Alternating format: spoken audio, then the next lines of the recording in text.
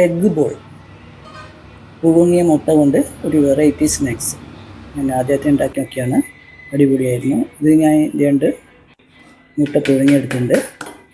അതിൻ്റെ തോലൊക്കെ കളഞ്ഞ് അതൊന്ന് കട്ട് ചെയ്തെടുക്കണം. ഇതിൻ്റെ വെള്ളയും മഞ്ഞയും സെപ്പറേറ്റ് ആക്കി എടുക്കണം. ഇനി വെള്ള ചെറുതായി കട്ട് ചെയ്തെടുത്ത് ഇതിൻ്റെ കൂടെ 1 കപ്പ് കടലപ്പൊടിയും 1 കപ്പ് അരിപ്പൊടിയും കൂടി ആഡ് ചെയ്യണം. ഇനി ഇതൊന്ന് മിക്സിയിലിട്ടൊന്ന് പേസ്റ്റ് രൂപത്തിലാക്കണം. ഇതിലേക്ക് നമുക്ക് ആവശ്യത്തിനുള്ള ഉപ്പിട്ട് കൊടുക്കാം. ഇനി ഒന്ന് പേസ്റ്റാക്കാം. ഇനി നമുക്കിതൊന്ന് വേറെ പ്ലേറ്റിലേക്ക് മാറ്റാം. ഇതൊന്ന് ചെറിയ ബോൾസാക്കി എടുക്കണം. ഞാൻ 5-6 ബോൾസാക്കി എടുക്കുന്നത്. ഇനി മുട്ടയുടെ മഞ്ഞ ഒന്ന് പൊടിച്ചെടുക്കണം. അതിലേക്ക് ഞാൻ റെഡ് ചില്ലി സോസും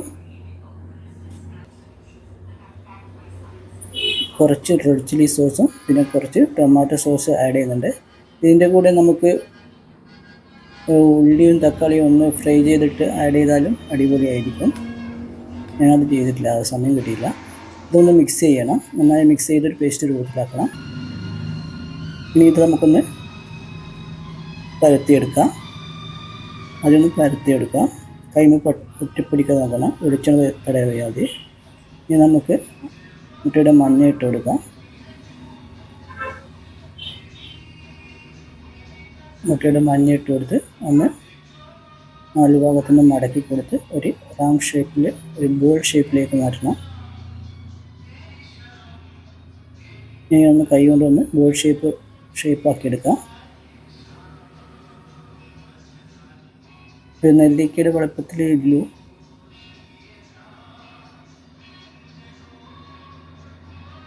അങ്ങനെ എല്ലാ ബോൾസും നമുക്ക് ഇതുപോലെ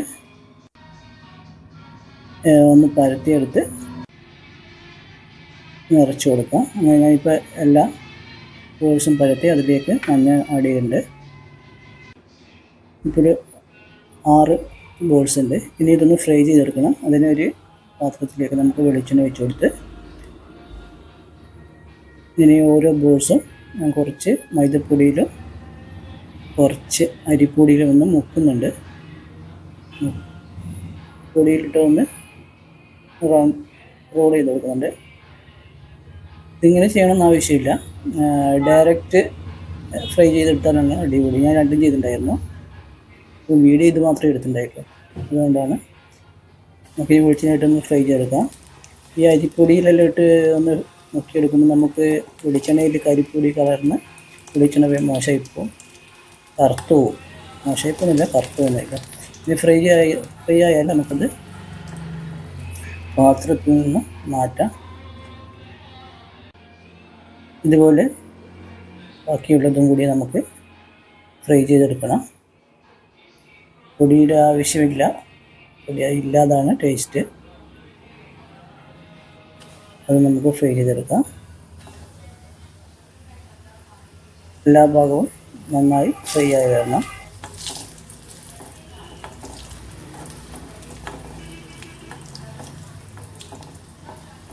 ഫ്രൈ ആയി വന്നാൽ നമുക്കത് വെളിച്ചെണ്ണയിൽ നിന്ന് മാറ്റി പാത്രത്തിലേക്ക് മാറ്റാം. ഫ്രൈ ആയി വന്നിട്ട് ഈ ബോൾസ് ചെറുങ്ങനെ പൊട്ടിപ്പോയിട്ടുണ്ട്, വെളിയിൽ ഉണ്ടെന്ന് പോകുന്നുണ്ട്. അരിപ്പൊടിയൊക്കെ വെളിച്ചെണ്ണയിൽ കലർന്ന് അരിപ്പൊടിയൊക്കെ കറുത്ത് പോകുന്നുണ്ട്. അങ്ങനെ എല്ലാ ബോൾസും ഞാൻ ഫ്രൈ ചെയ്തെടുത്തിട്ടുണ്ട്.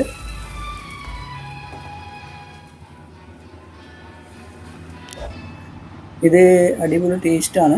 പക്ഷേ ഇതിൻ്റെ കൂടെ നമുക്ക് ടൊമാറ്റോ സോസ് നിർബന്ധമായി വേണം. വളരെ അടിപൊളി ടേസ്റ്റായി നമുക്ക് തോന്നും. ടൊമാറ്റോ സോസ് അടിപൊളി കോമ്പിനേഷനാണ്. വെറുതെ ഇരിക്കുമ്പോൾ വേറൊന്ന് പണിയിലൊന്നും ഉണ്ടാക്കി നോക്കിയാൽ അടിപൊളിയാണ്, ഒരു വെറൈറ്റിയാണ്. നിങ്ങൾക്ക് വേണമെങ്കിൽ ഇതിൻ്റെ ഇൻഗ്രീഡിയൻസിൽ മാറ്റം വരുത്തി കൂടുതൽ ടേസ്റ്റ് ഉണ്ടാക്കാം.